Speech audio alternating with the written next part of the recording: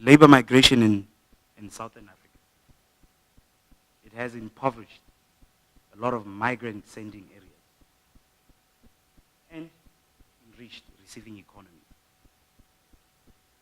There are 1.5 million migrant mine workers scattered all over Southern Africa. And many of them, they live in abject poverty. You know why? Because their contributions to social protection institutions and schemes, even social security benefits, have not been paid out. And yet there are billions of unclaimed benefits sitting in the coffers of many social security institutions. There are many reasons as to why these miners are unable to access these benefits. Number one, low literacy levels. They don't understand the contracts that they sign.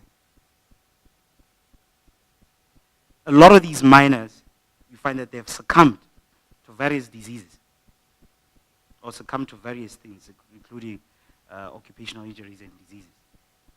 And the brunt of having to follow up in the case of those miners who have died, the widows and their dependent children are the ones who are now laden with the burden of following up on these claims. Now the question is, with all this gross employment and human rights violation, what can be done? You see, all these challenges, and especially in Botswana, and I'm sure the same applies to all the Southern African regions, these challenges are the reasons why, or the reasons that motivated us to form this association, BOLAMA, Botswana Labour Migrants Association, which was an organized structure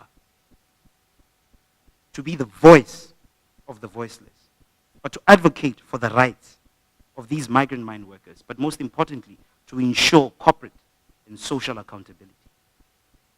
Now in 2012, we instituted a class, one of the biggest class suits in the SADC region, the TB silicosis class action, where the purpose was to obtain compensation on behalf of those ex-miners who had contracted silicosis, TB, and other occupational diseases. Now, I'm happy to say that this year, in 2018, we got a 5 billion out-of-court settlement as a result of that class suit. But the argument which was made by the mining companies was that they didn't know where these migrant miners were. So we began an expedition, a quest to tracking and tracing these ex-miners, but ensuring that we link them up, not only to these institutions, social protection institutions, but also to link them up with health services.